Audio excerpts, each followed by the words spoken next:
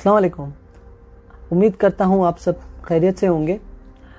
आज की इस वीडियो में हम इस बात पर गौर करेंगे कि हम जिस इलाके में रहते हैं, जिस एरिया में रहते हैं, वहाँ के स्कूलों की तालीम में तब्दीली क्यों नहीं होती, वहाँ का स्कूल डेवलप क्यों नहीं होता।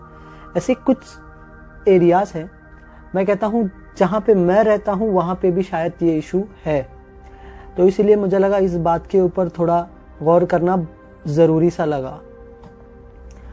तो हम इसको दो हिस्सों में डिवाइड करते हैं कि किस तरह के इश्यूज होते हैं, किस तरह की प्रॉब्लम होती है और कब ये डेवलप होने से रह जाता है।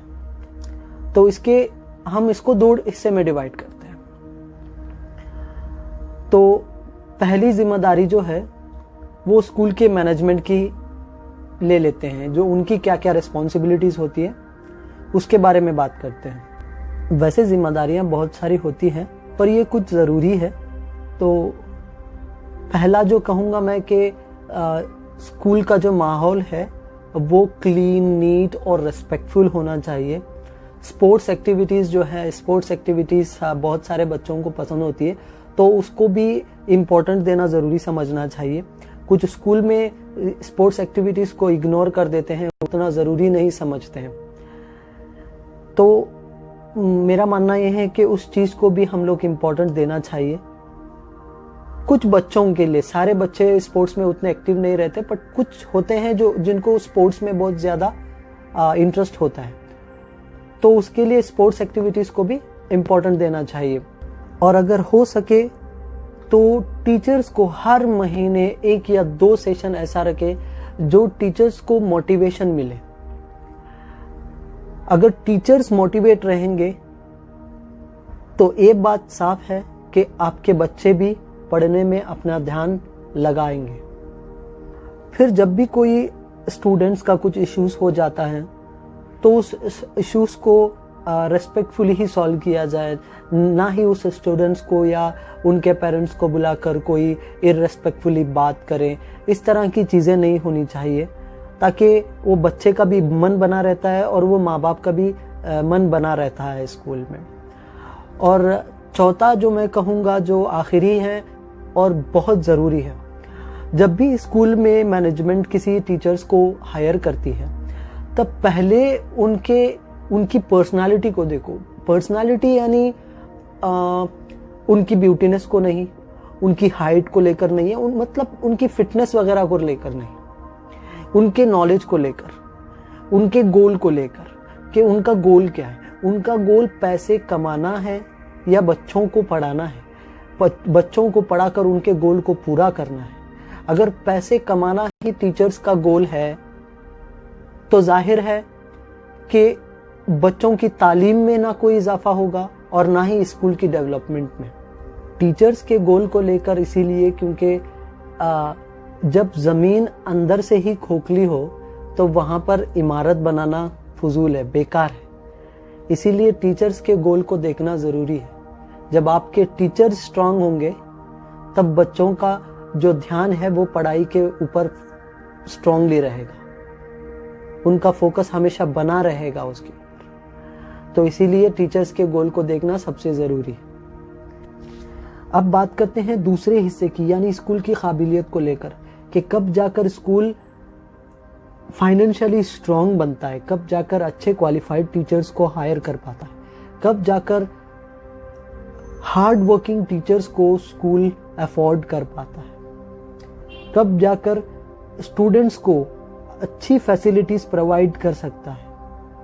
और ये सब तब होगा जब उस एरिया के लोग उस स्कूल को सपोर्ट करेंगे।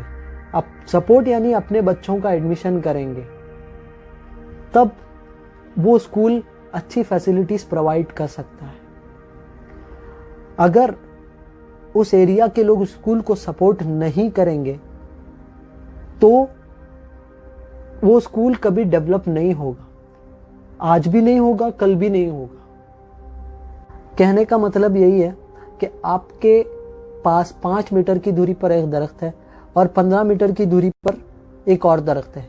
अगर आप रोज 15 मीटर दूरी वाले दरख्त को पानी देंगे तो वो हरा भरा हो जाएगा। और 5 मीटर दूरी वाले दरख्त को अगर आप पानी नहीं डालेंगे तो जाहिर है वो सूख जाएगा, खत्म हो जाएगा, वो कभी हरा भरा नहीं हो जाएगा। तो आप अपनी जो बच्चों का एडमिशन अगर 15 मीटर किलोमीटर दूर जो स्कूल है वहां पे करेंगे तो वो काबिल हो जाएगा, वो डेवलप भी हो जाएगा, क्योंकि आपका इन्वेस्टमेंट आप सारा वहीं पे लगा रहे हो। नजदीकी स्कूल में नहीं लगा रहे हो तो वो डेवलप कैसे होगा? बिल्कुल भी नहीं होगा ना। आप लोग ये मान चुके हैं कि ये नजदीकी स्कूल कभी डेवलप ही नहीं होगा, इसीलिए आप लोग ये सोचकर अपने बच्चों का एडमिशन जो है दूर दराज स्कूलों में कर देते। क्यों? ये जरूरी ही नहीं है। बस आपको ये चीज एक्सेप्ट करनी होगी सबसे पहले कि यहाँ अच्छा हो सकता है, ये इस नजदीकी स्कूल में अच्छा हो सकता है। बस आपको इस चीज को एक्सेप्ट करना है। पहले इस चीज को एक्सेप्ट करो। अगर आपको फिर भी उस स्कूल में कमी नजर आती है तब आप उस स्कूल में जाइए, वहां की मैनेजमेंट से बात कीजिए कि हम उस स्कूल में 40 से 50 हजार इन्वेस्ट कर रहे थे और यहाँ पे हम 25 से 30 हजार इन्वेस्ट कर रहे हैं। हम अपना बजट थोड़ा बढ़ाकर अपने बच्चों को पढ़ाना चाहते हैं। अगर आप अच्छे टीचर्स को हायर करना है तो कर लीजिए। ये दोनों के लिए फायदा, स्कूल के लिए भी फायदा है और आपको भी फायदा है और आने वाली पीढ़ियों के लिए भी फायदा है। क्योंकि अगर स्कूल डेवलप होगा तो आने वाली पीढ़ी को जाहिर है दूर दराज स्कूलों में भेजने की जरूरत ही नहीं पड़ेगी, वो स्कूल डेवलप हो जाएगा, अच्छी से अच्छी तालीम प्रोवाइड कर पाएगा। इसीलिए जो एरिया के लोग होते हैं उन लोगों से मैं रिक्वेस्ट करता हूं, आप लोगों से, कि आप अपने बच्चों का दाखिला नजदीकी स्कूलों में ही कराइए, ना कि दूर दराज स्कूलों में। 10 से 15 किलोमीटर की दूरी पर अगर आप अपने बच्चों को डेली स्कूल भेज रहे हैं तो जाहिर वो नेशनल हाईवे का सफर होगा। एक तरह से अगर आप देखेंगे तो वो रिस्की भी है।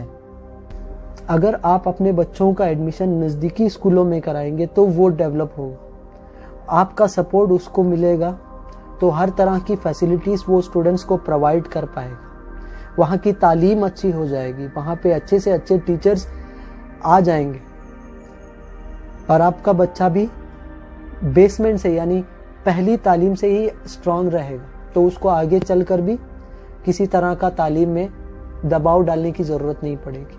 और ये बात हर तालीमी इदारे को लागू होती है, चाहे वो दीनी तालीमी इदारा हो या अंग्रेजी। इस बात के ऊपर गौर करें कि अच्छे से अच्छे टीचर्स को अफोर्ड करने के लिए उस एरिया के लोगों का सपोर्ट होना जरूरी है।